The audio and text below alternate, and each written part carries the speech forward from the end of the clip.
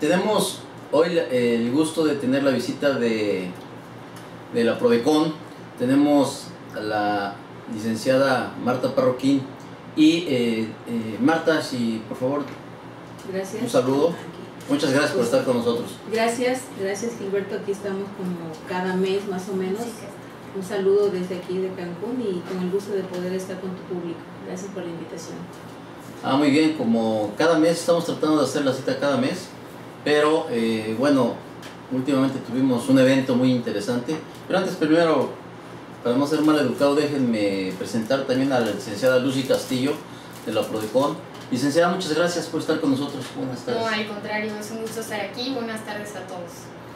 Muy bien, entonces el punto que queremos ver el día de hoy es el de los embargos, como lo habíamos anunciado hoy en Twitter, que ha sido un problema que ustedes llaman sistémico, ¿verdad, mi querida licenciada? A ver, ahorita les voy a preguntar. Vámonos en orden. Primero, si nos pueden explicar, alguna de ustedes, qué es sistémico, porque ustedes lo conocemos algunas personas, pero probablemente algunos de los que nos están oyendo en este momento no saben a qué se refieren con ese punto. Ok, la cuestión del problema sistémico, digamos que primero que nada dentro de las facultades que tiene la Procuraduría está precisamente identificar dentro de la legislación fiscal y los actos de autoridad estos pequeñas inconsistencias, si le queremos llamar así, previstas en la ley, ¿no? Y que se van dando obviamente conforme se van actualizando los supuestos. En este caso, como Prodecon tiene la oportunidad no solamente de la cuestión de la revisión de la legislación, sino que también tener documentados los casos que se van dando en los diferentes canales, asesoría, queja, representación legal. Entonces, la crecida de este tipo de situaciones los lleva a echarse un clavado en la ley, ¿no? Y empiezan a decir, bueno, los embargos de cuentas bancarias se detectan que la ley prevé una cosa, en la realidad se está dando otra cosa, y a raíz de esto surge un planteamiento. Si lo queremos equiparar tal vez a una cuestión en la práctica comúnmente conocida, estaríamos hablando de un tipo de tesis o un tipo de jurisprudencia más o menos. Por ahí va la cuestión sistémica, es una interpretación y análisis que hace la Procuraduría dentro de sus facultades, que van de la revisión de la ley a los supuestos que se van dando en la práctica.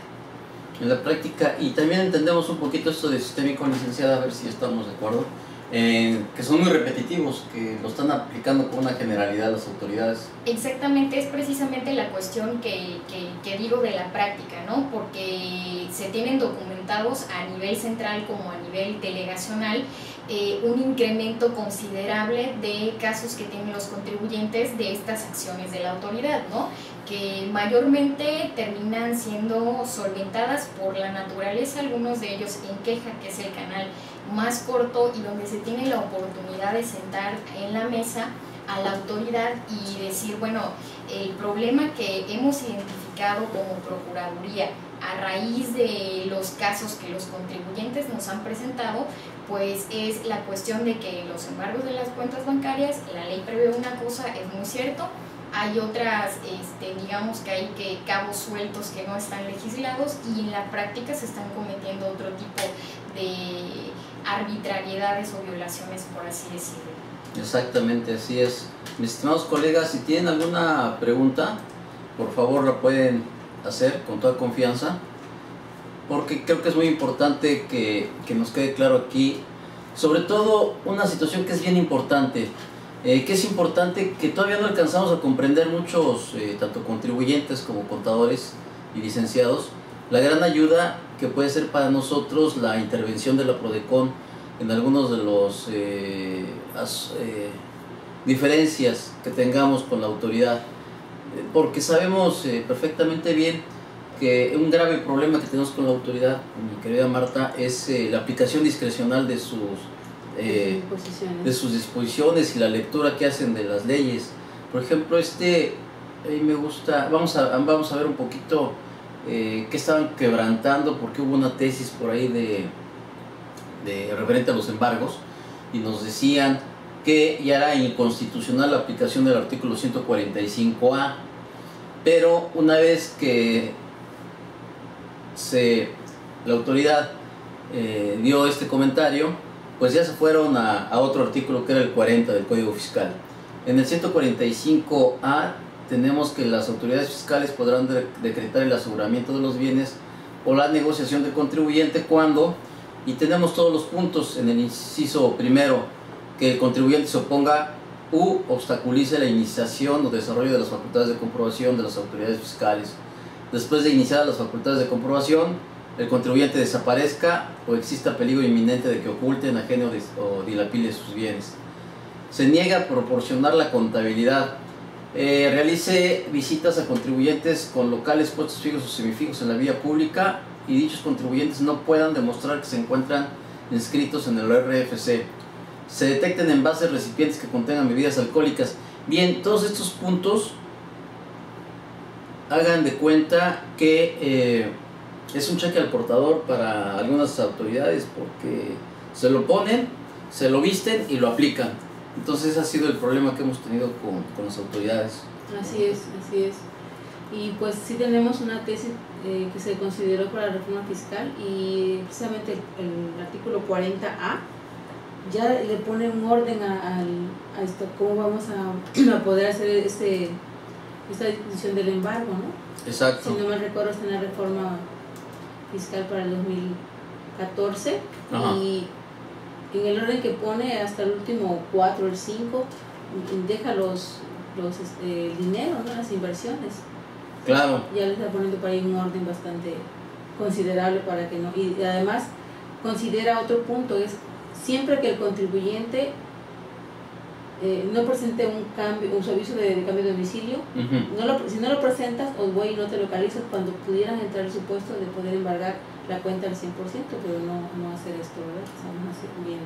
Sí, lo que están sufriendo los contribuyentes porque no tienen todavía el monto que deben los contribuyentes de sus adeudos, de su liquidación. No hay una resolución previa. No hay una liquidación todavía. Previa, entonces, nada más porque llegan y que te veo medio sospechoso y que como que te veo ganas de que te vas a ir y por esa circunstancia considero que eres un contribuyente que me pudiera dar algún problema y voy y te embargo las cuentas, entonces por lo que se estaban optando aquí las autoridades es por la situación de que comentaban de que era injusto que afectaran la operación de la negociación con este embargo de cuentas, porque embargaban todas las cuentas, entonces dejaban a los contribuyentes sin ninguna oportunidad de operar.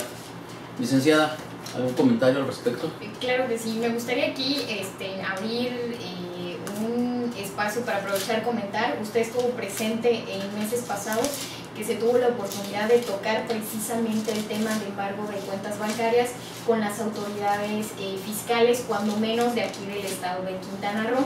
Se pusieron los puntos sobre la mesa que generalmente son sobre lo que venimos platicando, que es que la autoridad, sin que se actualizaran los supuestos previstos en la ley y sin respetar, digámoslo así, un orden de prelación, aunque la ley expresamente no diga el orden de prelación, el artículo que acabamos de leer sí 145, ¿no? Ahí establece que tienen que haber ciertos supuestos para que te vayas tu autoridad, sobre todo con algo muy importante que es el embargo de cuentas bancarias, que como usted dice, embargas cuentas bancarias y paralizas toda la operación de una empresa, ¿no?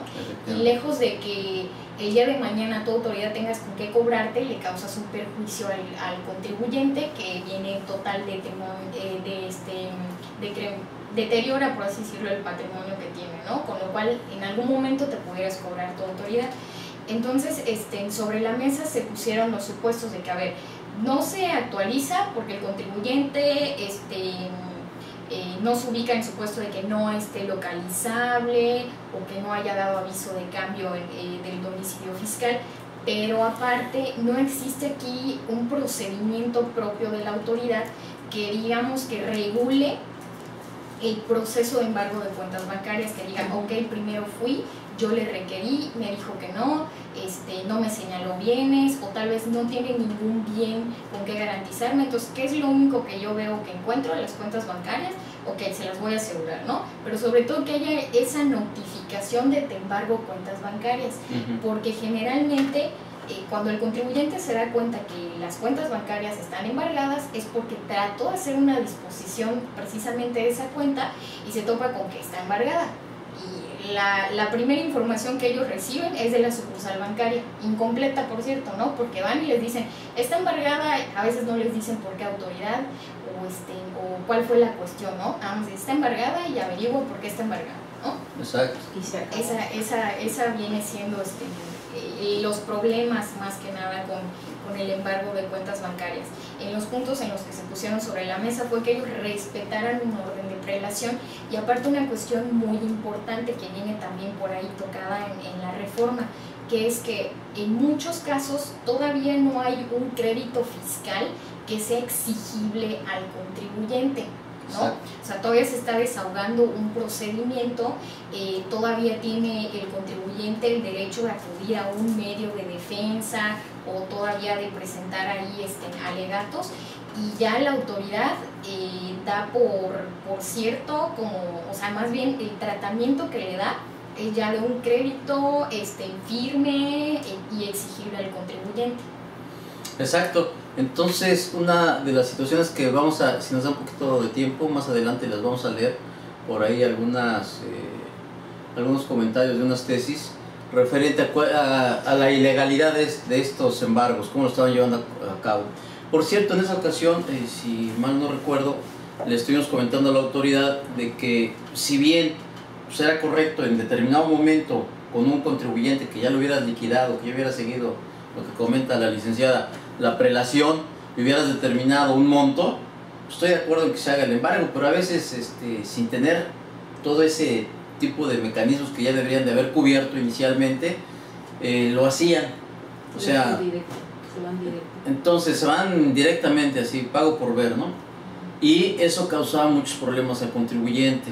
Inicialmente, porque no tienes dinero suficiente para disponer para tu operación, no les dejaban dinero ni para pagar la nómina. Entonces, ¿cómo iba a operar un negocio? ¿Cómo iba a poder hacerle frente a este tipo de adeudos? ¿Verdad? A ver, aquí Gildardo nos dice, muy agradecidos con la Prodecon y eso que no hay oficinas en Chiapas. Los esperamos, pero ustedes están atendiendo Chiapas también, ¿verdad? Aquí en Cancún, ¿no? No, ya no, Chiapas. México la atiende directamente. México atiende. Todavía están en el proceso de la apertura de delegaciones. Prontamente esperemos que haya una en Chiapas, pero si no, aunque sea vía electrónica o vía telefónica, digamos que la distancia no es un impedimento para que se les pueda brindar el servicio, ¿no? Desde cualquier parte de la República en la que estén. Sí, en alguna ocasión les habíamos comentado, Gildardo, de que cualquier duda que tuvieran, con toda confianza pudieran dirigirse aquí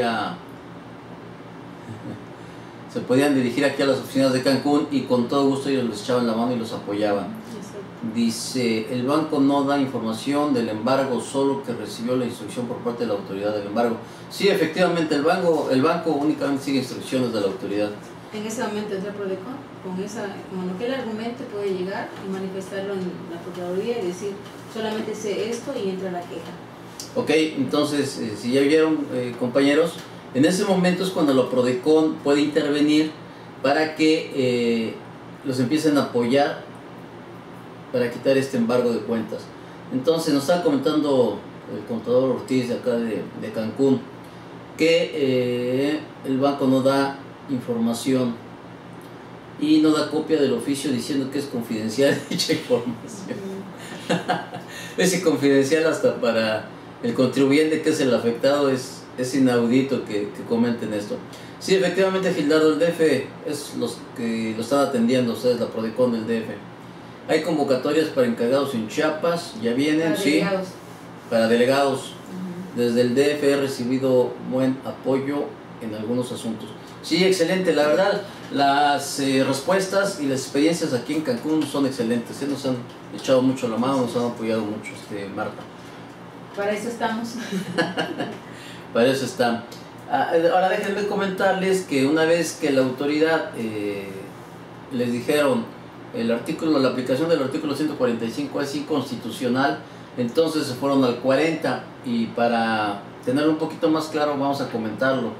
El artículo 40 del Código Fiscal nos dice que cuando los contribuyentes, los responsables solidarios o terceros con ellos relacionados se opongan, impidan u obstaculicen físicamente el inicio o desarrollo del ejercicio de las facultades de las autoridades fiscales, esas podrán aplicar como medidas de apremio las siguientes. En los oficios para el embargo de cuenta nunca fundaban ni motivaban, ¿verdad?, cuál era la causa por la cual estaban embargando las cuentas. No señalaban quién es la persona que estaba negando a la revisión, quién te negó la documentación, etcétera, etcétera. Pero pues las medidas de apremio las tienen ellos en este artículo. Solicitar el auxilio de la fuerza pública, que esto es muy clásico, que por ejemplo el Seguro Social sí no los aplica, cuando no les quieren, cuando van a hacer un embargo y se niegan a darles la mercancía, le piden auxilio a la fuerza pública y llegan rápidamente. Imponer la multa que corresponde en los términos de este código, decretar el aseguramiento precautorio de los bienes o de la negociación del contribuyente. Para los efectos de esta fracción, la autoridad que practique el aseguramiento precautorio deberá levantar acta circunstanciada en la que precise de qué manera el contribuyente se opuso. Eso es bien importante, esos son uno de los puntos con los cuales nos pueden echar para atrás, ¿no, Marta? Sí. Impidió u obstaculizó físicamente el inicio o desarrollo del ejercicio de las facultades de las autoridades fiscales, y deberá observar en todo momento las disposiciones contenidas en la sección 2 del capítulo 3, título 5 de este código. Solicitar a la autoridad competente se proceda por desobediencia a un mandato de autoridad competente. Y nos amplía que las autoridades deben darle apoyo. Consistirá y el apoyo de las autoridades en efectuar las acciones necesarias para que las autoridades fiscales ingresen al domicilio fiscal, establecimientos, sucursales locales. Sí, porque algunos nos hemos encontrado con algunos contribuyentes que piensan que no pueden traspasar sus domicilios fiscales, y lógicamente las casas cuando las tienen dadas de alta como domicilio fiscal, ¿no? Entonces, y fíjense que esto un gran error, ¿no? Pero fíjate, gran error. Gilberto, que ahorita en una propuesta de iniciativa para el 2014 ya quedan bastante explicado esto de fracción 1 y la 2. Ajá. Y se abre un 40A en la que dice, oye, espérate, primero si quieres tocarme al contribuyente, irte a la fracción tercera, primero tienes que acotar la primera y la segunda, que es una se refiere a la fuerza pública y el otro a imponer la multa. No acotes estas dos, no te puedes ir a la tercera, que con ellos iban directamente a lo que acabas de mencionar, decretar el aseguramiento precautorio de los bienes. No puedes hacerlo a partir de 2014, sino antes, ya sea que lo multes o ya sea que llames a la fuerza pública. Eso está excelente. Sí, o sea, los obligan a que comprueben que primeramente hicieron uso de esas dos medidas de apremio. No, no puede ser la fracción tercera. Exacto. Todo esto recordemos que es un trabajo de casi un año de la Procuraduría a nivel central, ¿no? De estar diciendo, aquí estás mal, aquí me estás aplicando una medida que no debe ser, y de sumar 100 o 200 casos particulares que se volvieron un problema sistémico. Excelente. Y según me estás comentando ahorita, Marta, esta modificación al artículo 40 es 40A, por intervención de ustedes, por intervención de la Prodecon. Tanto, sí, se puede decir que es y también el de las condonaciones de las multas, sí, 34 del código. También habla de un 100% de condonación de multa en el caso que va relacionado con los acuerdos conclusivos. Exacto, entonces está excelente porque con esto terminamos que la autoridad aplique la discrecionalidad en sus acciones. Es más, ahí mismo establece que debe, mediante reglas de carácter general, tiene que establecer cuándo va a ser la multa, el procedimiento para que se pida la multa, en qué casos procede, en qué casos no, y en especial ahorita que la Prodecon entra en los acuerdos conclusivos, también le da un espacio de decir, cuando tengas a la Prodecon como mediadora de este conflicto o de esta revisión de autoridad fiscal, puedes tener el 100% de las multas condonadas. Eso es, perfecto. Y déjenme comentarles un caso ahorita en la práctica que sucedió. En alguna ocasión algún cliente de nosotros tenía dado como domicilio fiscal su domicilio particular. Entonces este señor estaba un poquito malo y también perdía fácilmente la calma, y pues se puso poco violento con el personal del Seguro Social. Y llamó el notificador, llamó a la fuerza pública, llegó la policía, hasta la policía federal llegó. Bueno, primero llegó la policía local, pero el grave problema que se presentó aquí es que el señor tenía una colección de armas antiguas, le gustaba coleccionar armas. Pobre señor, pues le hicieron pasar su coraje, porque después llamaron a la policía federal y hasta las armas se llevaron, las armas, siendo que eran de colección, no estaban en uso. Pero para que vean todos los desaguisados que se pueden cometer por parte de las autoridades por un error. Entonces hay que tener hasta cuidado de que si das tu domicilio personal, sí, donde vives, una partecita como oficina, pues cuando entren las autoridades van a estar viendo todo. Todo. Entonces, y vienes sobre tu domicilio fiscal viéndolo como negocio, no como tu casa, como tu lugar en el que tú te refugias, ¿no? O sea, es un gran error, ¿no? Eso tenemos que empezar a pensar de otra forma, porque sí, en verdad, ahí no tenemos. ¿De qué forma lo salvas? Sí, no, ya está bastante difícil, ya habría que estar argumentando otros detalles. Una buena asesoría fiscal. Sí, caray. Sí, pero en fin, ahí están los problemas que podemos tener por andar dando el domicilio de la casa como domicilio fiscal. Y otro asunto también aquí, que tiene cierta relación, es que, y más la gente del Seguro Social, que creo que son los más... Yo pues siempre comento, la gente del Seguro Social es la más eficiente para la cobranza, pero la más ineficiente para el objeto de su motivo de existir. Llegan y se quieren llevar los refrigeradores de las casas porque para criterio de ellos no son seres particulares ni necesarios.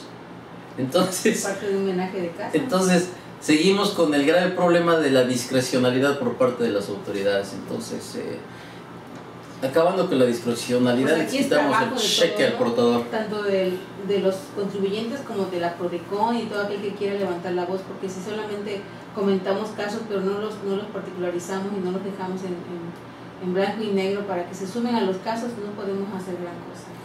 Sí, fíjate que en la página hay convocatoria para que todo el que quiera denunciar o aportar, creo que te lo he comentado, ¿verdad? Está precisamente en el del IMSS, está la baja del patrón. Está la baja también del padrón de importadores.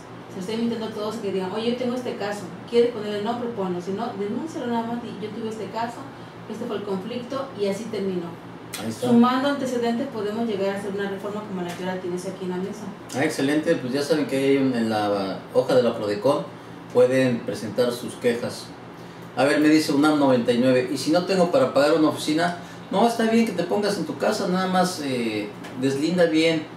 Y yo sería de la idea hasta que no tuvieras acceso de tu oficina a tu casa, sino por la calle, a manera, o tengas una puerta que cierres, a manera de que la autoridad no tenga que pasar por la sala, por el comedor y por una recámara para llegar a tu oficina, que es lo que luego hacen muchos contadores, que ponen la oficina hasta atrás, ¿no? Hasta atrás, ¿no? Pues pasa. Hasta atrás, sino que andan hasta atrás, Gildardo. A ver, el contador Ortiz de Cancún se comentó en una ocasión sobre qué tipo de autoridad sería la fuerza pública municipal o federal, ya que el impuesto es federal y no municipal. Dice fuerza pública. ¿Y quién te dan por fuerza pública? Mira, Gildardo no le da risas que le da facultades también. Puso su oficina hasta atrás de su casa también. Para andar idem, dice. Dice fuerza pública en general, mi estimado Rómulo Ortiz. Entonces, pues al primero que se encuentran, comúnmente lo primero que, pues lógicamente, si estás dentro del municipio, lo que vas a tener es la autoridad municipal. Claro. Porque los federales andan en las carreteras, va a estar difícil. Si el municipio apoya en este punto, es porque tiene facultades para hacerlo, no, claro. No podría. Sí, si no tuviera para hacerlos, jamás las. Muy bien, Gildardo. Licenciada, ¿algún comentario al respecto de lo que acabamos de hablar? Algo que sí me gustaría decirles respecto de la cuestión esta del domicilio.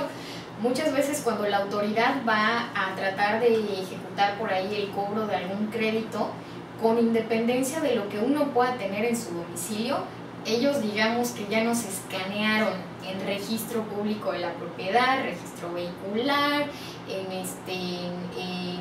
en los bancos. Entonces ellos llegan y ya saben cuántas cuentas bancarias tienes, cuánto tienes en cada cuenta bancaria, cuántos vehículos hay registrados a tu nombre y las propiedades que tienes.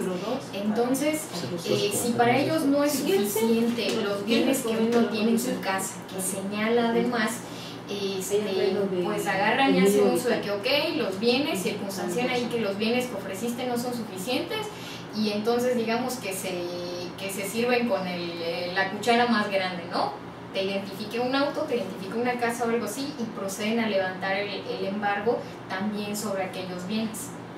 Sí, es muy delicado, es muy delicado, y fíjense también, déjenme comentarles que para quitarnos la mala imagen o que a veces pensamos que las situaciones son muy sencillas, en alguna ocasión vinieron a embargar a un vecino de acá arriba y que ven mi auto allá afuera y que lo embargan y dicen, no, oye, yo no tengo nada que ver con esto, y digo, antes, que hace muchos años que no estábamos muy bien inmersos ya en las cuestiones legales, como ya nos estamos tratando de meternos, pues tú dices, pues con una aclaración es más que suficiente, ¿no? Vas y le dices, oye, este carro es mío, aquí está mi factura, aquí. No, te tienes que aventar el juicio y la defensa. Sí, claro, ahí tendrías que tener tercero excluyente de dominio, exactamente, ahí argumentando y exhibiendo la factura, no, mía, el auto es mío, ¿no? Acreditar que aunque hayan visto o detectado un bien en el domicilio del contribuyente,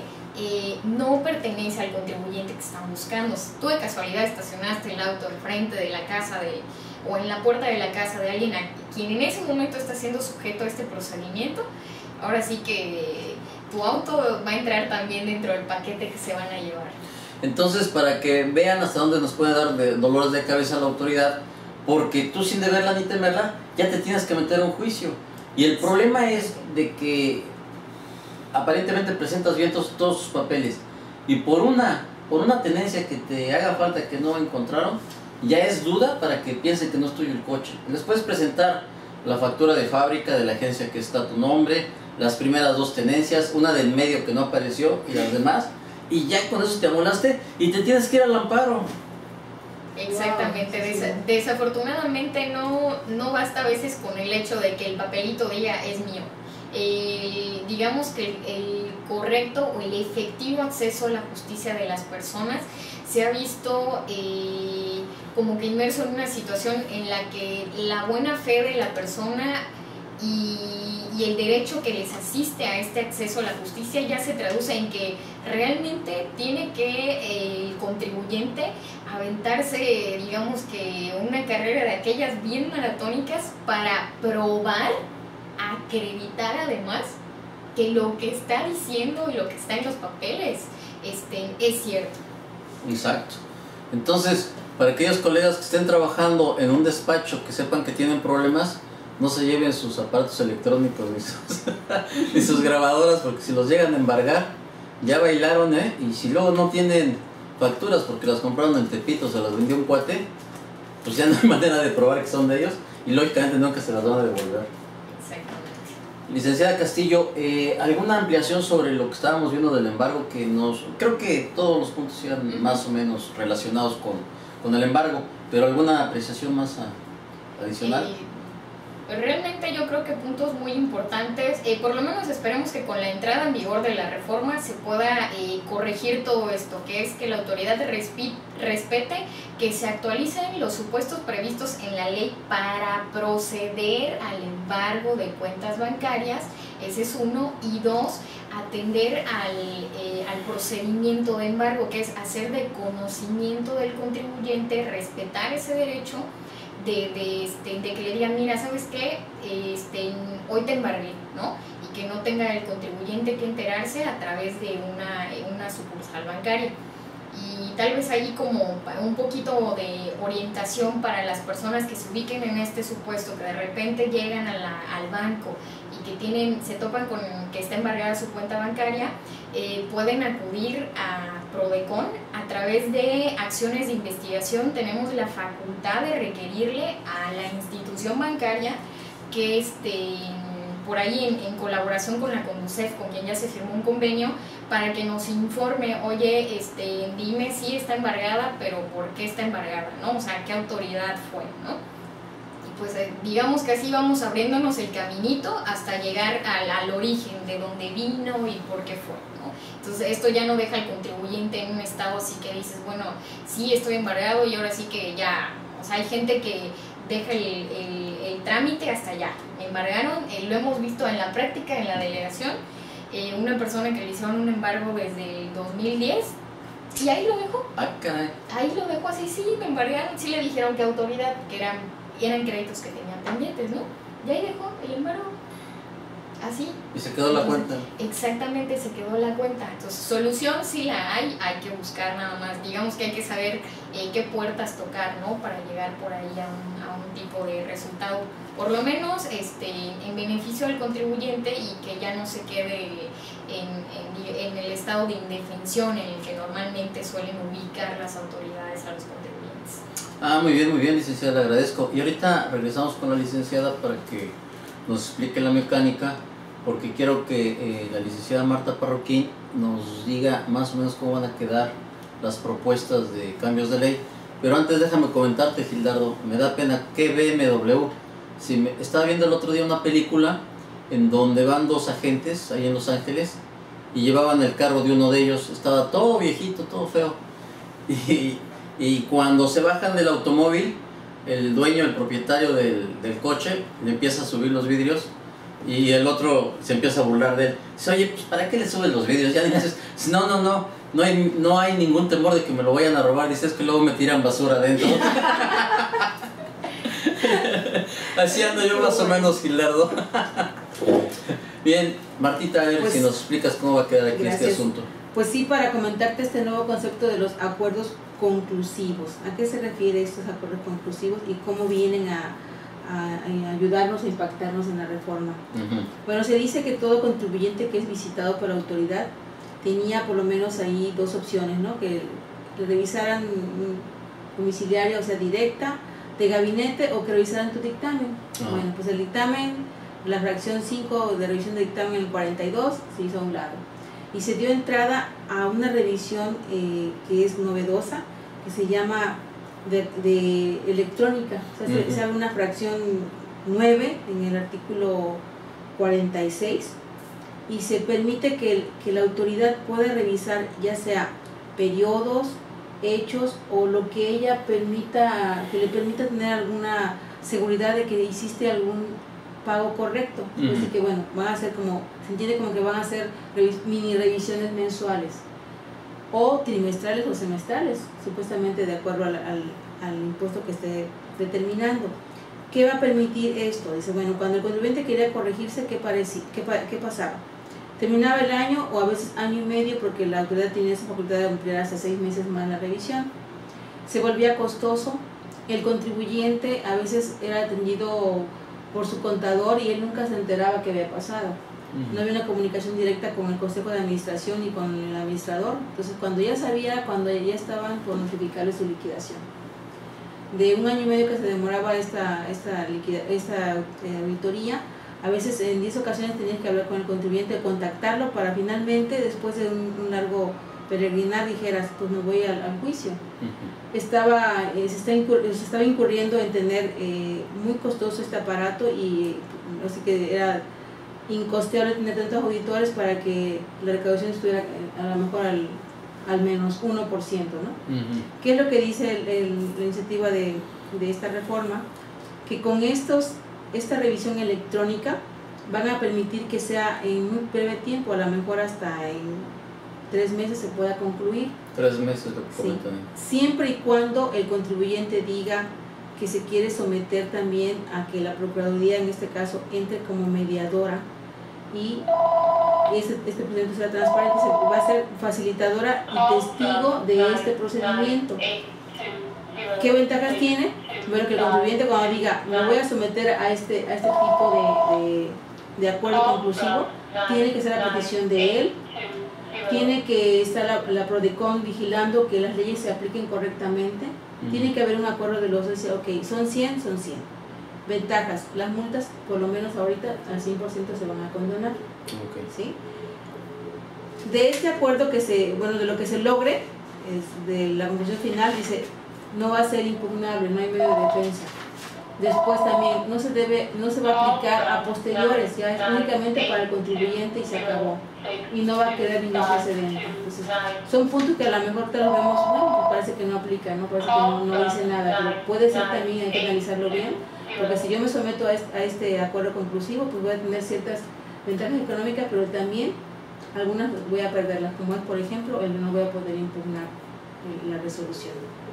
Se propone que haya un capítulo nuevo, un capítulo 2, en el mismo código del título 3, que ahorita está como únicamente, no tiene ningún capítulo, únicamente dice título 3, dice de las facultades de las autoridades fiscales, y ahora se va a llamar de los acuerdos conclusivos.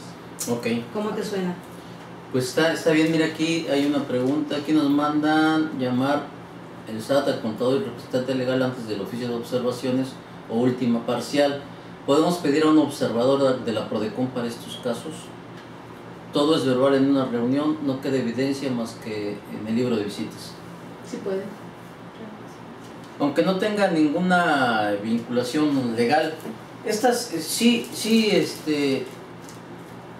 no hemos tenido oportunidad de atender esas observaciones, Gilardo, esas invitaciones por parte del SAT, y lo único que llegan es a decirte, te faltan estas declaraciones, presentaste en un ejercicio una declaración, por ejemplo, de retenciones, y en el siguiente mes no la presentaste. ¿Por qué? No tienes dado de alta esta obligación y sí presentaste una declaración. Esas son unas observaciones muy interesantes porque adicionalmente te corrigen. Ven una gráfica en donde van tus ingresos y que vayan aparejados con tu costo, que lleven más o menos el mismo movimiento, y cuando se te bota el costo, te dicen, a ver, en este mes, ¿por qué se te fue el costo para arriba? O sea, realmente es una como observación de que ya me di cuenta de que por ahí traes algo mal y te estoy observando. A ver, explícame.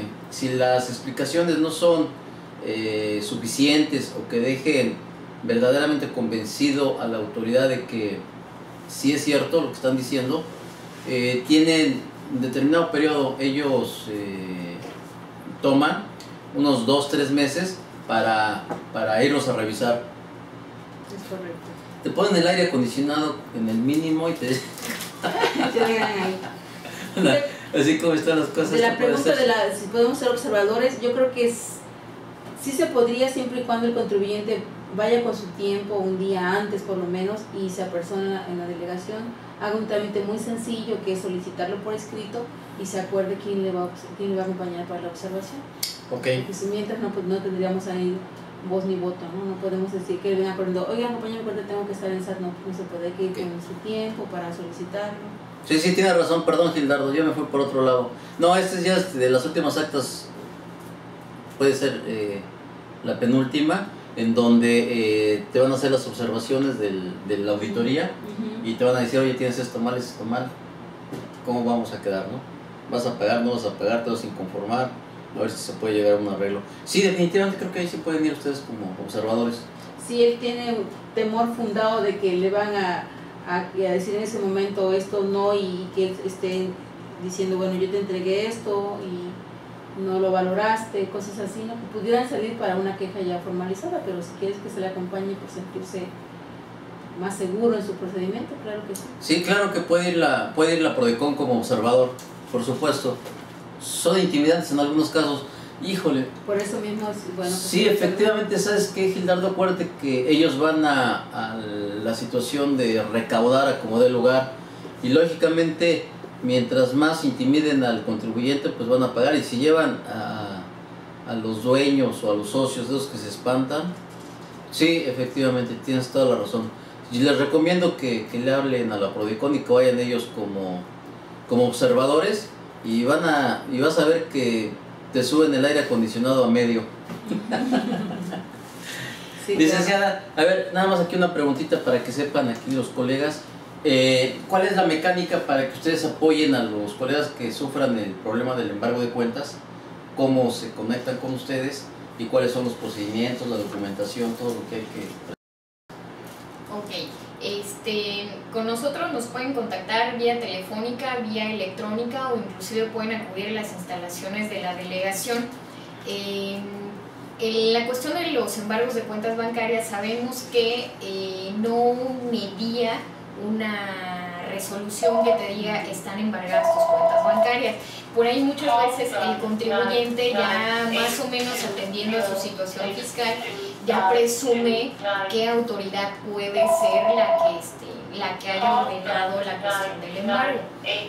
Si llegaran a acudir sin ningún tipo de documentación, la primera acción que digamos podríamos nosotros tomar sería, si se presume que sí hay un acto de cuando menos autoridad fiscal, que sea la ordenadora, sí podríamos nosotros girar acciones de investigación. Aquí es muy importante que les recalque que la acción de la Procuraduría ciertamente es respecto de organismos fiscales autónomos e impuestos federales. Aprovechando aquí un poquito el convenio que se firmó con la Conducef, hay este enlace, por así decirlo, y sabemos que el canal para obtener respuesta de instituciones bancarias es precisamente Conducef, ¿no? Entonces, si no llegaran a tener ni idea de qué autoridad es la que ordenó el aseguramiento, pues nosotros seguramente los estaríamos ahí canalizando con algún enlace en la Conducef a efecto de obtener esa respuesta. Esto no quiere decir que digamos que Prodecon deje de ahí de darle el seguimiento que se debe al caso, porque de la respuesta que se obtenga a través de Conducef, ahí podemos tener tal vez que hay algún organismo fiscal autónomo de aquellos que nos compete conocer, pues involucrado en este tipo de embargo de cuentas bancarias, ¿no? En cuyo caso ya vienen las acciones de la Prodecon, que por el tratamiento del caso, partiendo de la idea de que no conocemos de dónde viene el aseguramiento, se estarían girando acciones de investigación dentro de las facultades que tiene la Procuraduría. Acciones de investigación fuera de queja nos permiten más que nada requerirle ya con conocimiento de la autoridad que nos diga, oye, ¿por qué embargaste? ¿Cuáles son los antecedentes? ¿Cuál es el estado que guarda el embargo? Y atendiendo a la respuesta que nos den en acciones de investigación, pues obviamente se estaría abriendo una instancia de queja en contra del organismo que corresponda, ¿no? Esto muy generalizado, porque hay que atender por ahí, pueden haber cuestiones muy particulares que tal vez digan, no, pues tal vez no procede una queja, tal vez procede ya una representación legal o alguna cuestión así, ¿no? La ventaja es que dentro del procedimiento de queja se permite tener mesas de trabajo directas con la autoridad, en la que se invita a la autoridad a asistir con nosotros, o valga la redundancia, nosotros vamos y se exponen los puntos finos del asunto en general, ¿no? Si por ahí hubo un indebido embargo de cuentas bancarias de movilización, se le hace saber a la autoridad, ¿no? Y bueno, al final de cuentas, ¿qué es lo que nosotros vamos a perseguir en la queja? Es que si hubieron violaciones a los derechos del contribuyente en este procedimiento que la autoridad efectuó de inmovilización de cuentas bancarias, pues obviamente que se restituya al contribuyente en ese derecho, dándole la oportunidad de que si no se le dio esa garantía de audiencia de que él mismo señale bienes, que no sea la cuenta bancaria, si hay otro tipo de bienes, pues que se le permita hacer esto, ¿no? Sí me gustaría comentarles que en porcentaje de los asuntos que se han visto de movilización de cuentas bancarias en la Procuraduría, los resultados han sido, me atrevería a decir, en un 95% favorables al contribuyente. El otro 5% tal vez esté ahí por la cuestión de que a lo mejor sí se dieron los elementos para que la autoridad hubiera procedido a esta inmovilización, ¿no?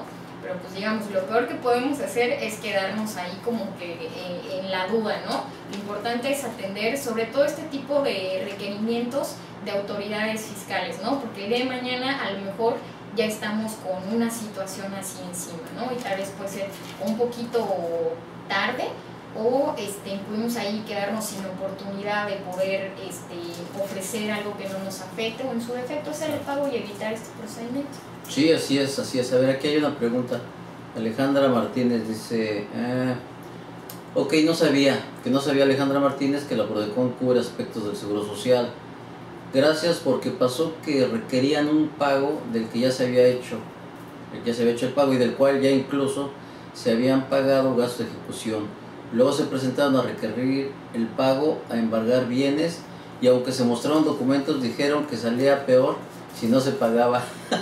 Aún así mostrando el pago, y en ese momento o se pagaba lo que requerían o se llevaban bienes por el triple del pago que requerían, que incluía la multa. Efectivamente, de ese asunto acaban de tener uno de ustedes que estuvimos comentando ahí con el licenciado Ponce. Y sí, efectivamente son unos abusivos porque le estás enseñando el pago y hacen lo que se les pegue la gana. Pero recuerden, hay que ver, miren, hay que denunciar para que se vuelva un problema sistémico. Y la verdad que me da coraje con esta gente. Y déjenme decirles, chéquense el artículo 113 de la Constitución Política de los Estados Unidos Mexicanos. Dice: las leyes sobre responsabilidades administrativas de los servidores públicos determinarán sus obligaciones al fin de salvaguardar la legalidad, honradez, lealtad, imparcialidad y eficiencia en el desempeño de sus funciones, empleos, cargos y comisiones. Porque estábamos viendo también que no nada más cuando hacen un embargo te van a reactivar la cuenta, sino que te tienen que pagar gastos. Exactamente, los gastos de ejecución, que luego, aunque terminen siendo, en la práctica hemos visto, en cuestiones, digamos, IMSS, Infonavit, e inclusive en el SAT, que normalmente trata de cuidar mucho sus procedimientos, que no basta con que uno exhiba una sentencia, los comprobantes de pago o alguna cuestión así que estás diciendo, oye, me estás viniendo a cobrar algo que yo ya pagué, ¿no? Incluyendo, como dice, gastos de ejecución. Entonces, pasa mucho en la práctica este tipo de cuestiones, y otras que son, aunque el tribunal fiscal te haya dicho nulidad lisa y llana, sabemos que si uno no pide y no hace valer ese derecho subjetivo a la devolución, generalmente no se pronuncia el magistrado en la sentencia, ¿no? Pero luego se agarra uno su sentencia y va ante la autoridad y le dice, oye, solicitas la devolución. El origen ya fue porque ya declarado, liso y llano, nulo. Entonces, pues estamos hablando, se traduce un pago de lo indebido al que tú tienes derecho a pedir la devolución. Y te contestan muy chistosamente, no, pues es que sí, ok, se declaró la nulidad lisa y llana, pero como no viene en la sentencia que te hayan reconocido el derecho subjetivo a la devolución, pues no te devuelvo. Así, con la mano en la cintura. O cuestiones de que lo mismo, van y te requieren. Hace poquito tuvimos un caso de van, le requirieron al contribuyente, nos constituimos como observadores, exhibió precisamente la resolución en la que venía la nulidad de los créditos. Y por ahí digamos que hubo un tipo de falta de comunicación entre departamentos, que un departamento, digamos que jurídico, no le pasó a cobranza, y como cobranza es el encargado por excelencia de ir y tocarte a la puerta y pedirte págame, no tenían ahí la conexión, y le decimos a cobranza, oye, fíjate, aquí está, y asiéntalo en tu acta, llévate y toda la cuestión, ¿no? Entonces, cuando llega a oídos de IMSS que Prodecon levantó el acta y toda esa cuestión, invitan al contribuyente y sí, ¿dónde están? Vamos a hacer una aclaración. Eso sí hay que reconocerlo. Por lo menos aquí en el estado de Quintana Roo ha habido muy buena disposición por parte de IMSS de que en cuestiones de este tipo, en las que sí haya con qué acreditar o comprobar que se hizo un pago, que se tiene derecho a una devolución, sí tratan de sentar en la mesa al contribuyente y a ver cuáles son las generalidades, y ahí terminan reconociendo derechos del contribuyente. Ok, entonces, no, porque aquí también es recomendable que cuando se hagan estas demandas, de una vez en contra de los embargos. Aquí el artículo 113 también nos habla dice,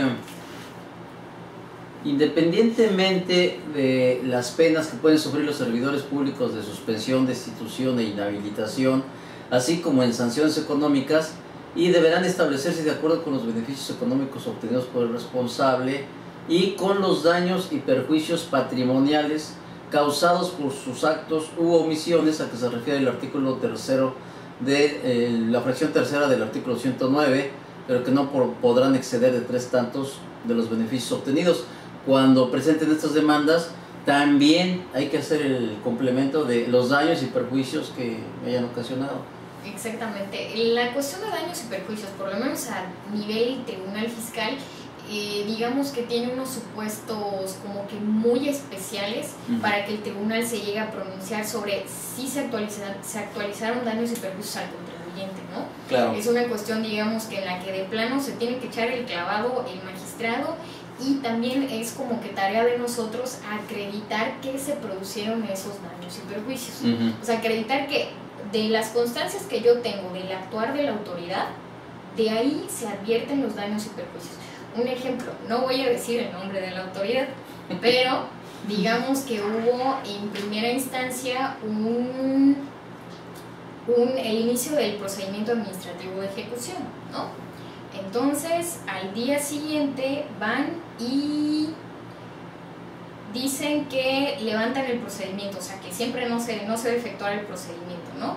Y luego vuelven a ir y vuelven a levantar el procedimiento, y no estamos hablando de que iban a embargar a un organismo que no tiene, ¿cómo explico? Subsiste de donativos. Entonces no tiene por ahí de dónde, ¿no? Y se va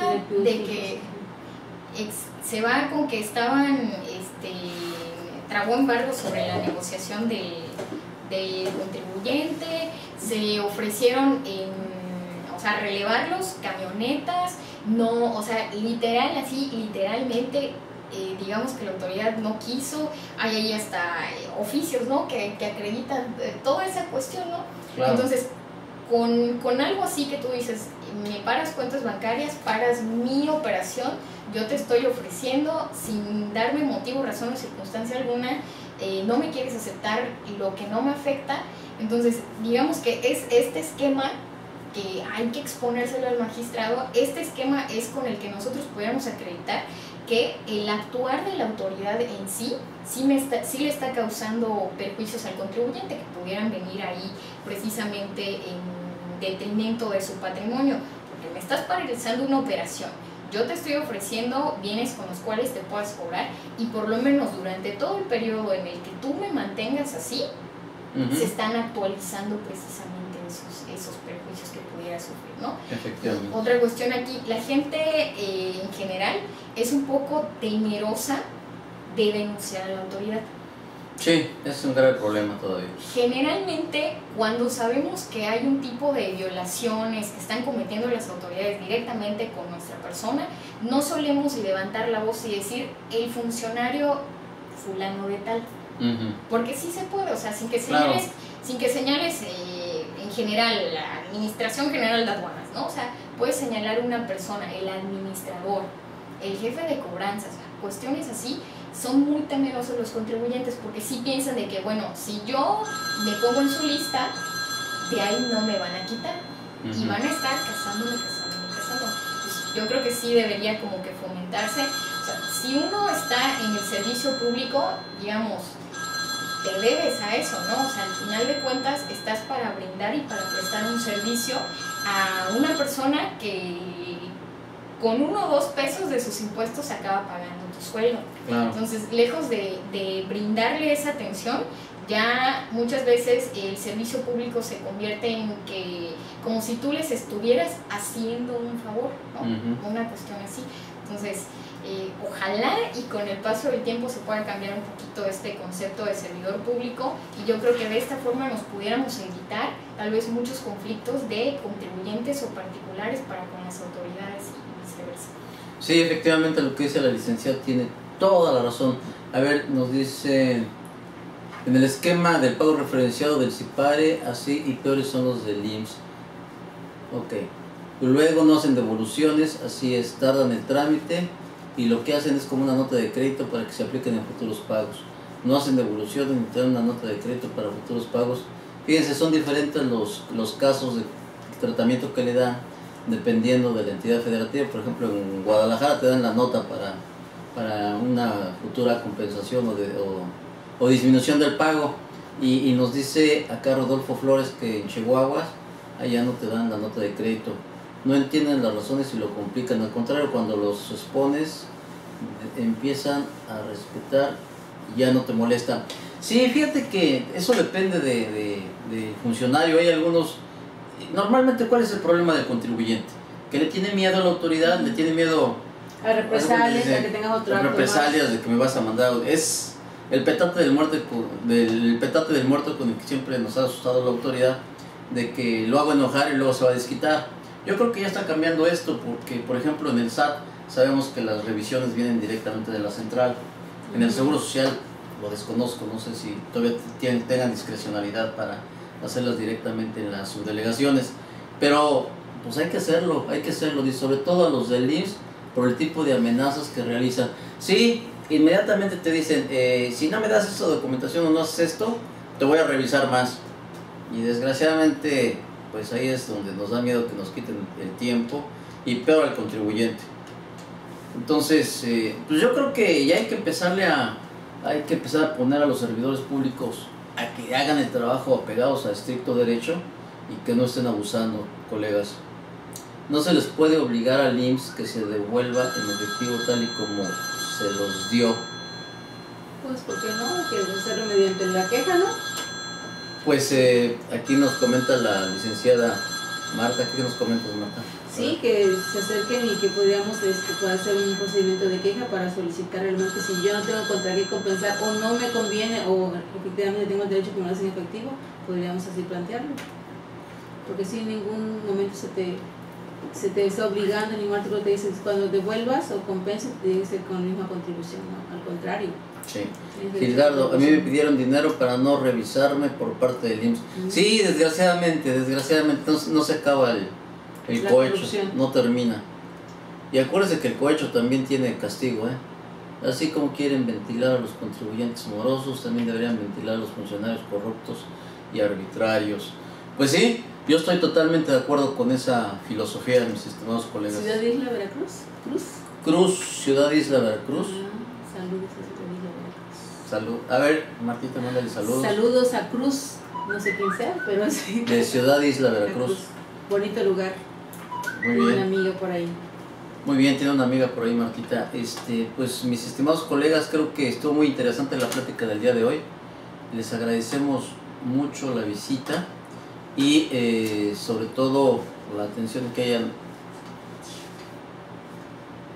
Sí, ve a la Prodecon, claro, se fue como agua el tiempo hoy. Sí. Chihuahua, ¿verdad? ¿Está por allá? Chihuahua también hay, ahorita te comento.